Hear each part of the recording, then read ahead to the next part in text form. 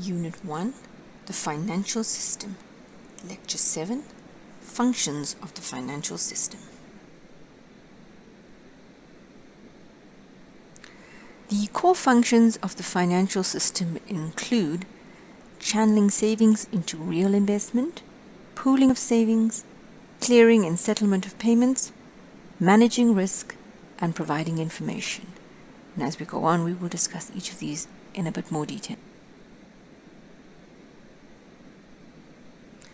In order to look at how financial systems channel savings into real investment, we need to be mindful, first of all, of the fact that financial systems provide a link between savers and borrowers or investors, and it works as an effective conduit to allow for the optimal allocation of financial resources in an economy.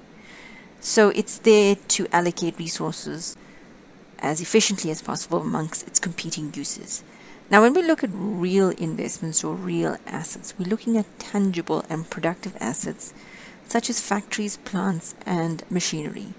So what happens is that the savers with the excess funds then transfer those funds to the investors, who then invest in the building of factories, plants, and invest in the purchase of machinery.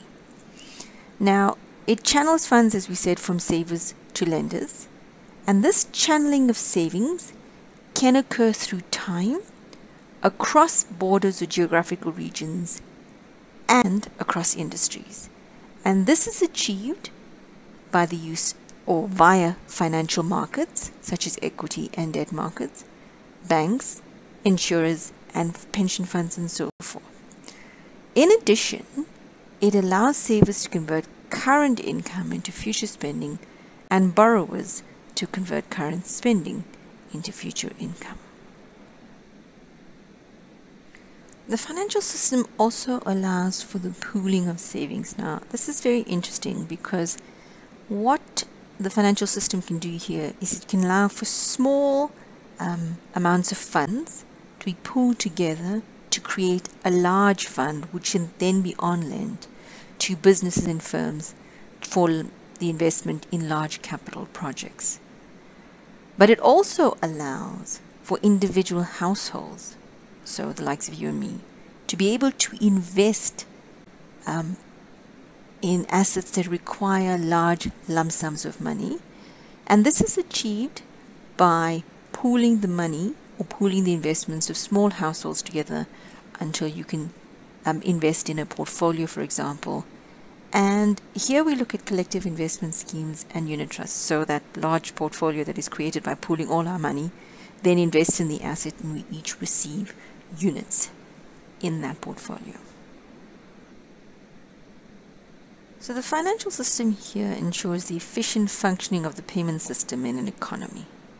All transactions between buyers and sellers of goods and services are effected smoothly because of the financial system.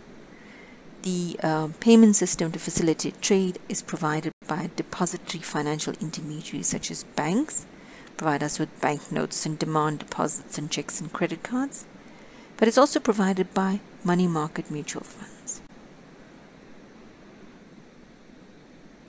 Now, we have talked a little bit about the management of risk in the financial system before, and basically financial intermediaries want to transform unacceptable risk into obviously acceptable risk. And when we've talked about them before, intermediaries here in the form of insurance companies pool investors to reduce risk. And then we also have, when we look at collective investment schemes, diversification. So again, pooling a large number of investors and investing in a diversified portfolio, which you wouldn't be able to do individually for them. Now finally, we look at how the financial system provides information. Now, obviously, borrowers are quite a crucial part of the financial system, and a borrower's creditworthiness is very, very important in any decision-making process for the lender. Now, it's costly for individual households to go and try and get this information by themselves, but financial intermediaries here, working on behalf of small savers, can reduce the transaction costs of this activity. The other thing that the financial system does is it provides prices on securities in market rates. Now, the financial system helps firstly with price discovery, so in determining and setting the price of financial assets, and obviously this is done between the interactions of buyers and sellers using the supply and demand forces in the capital market.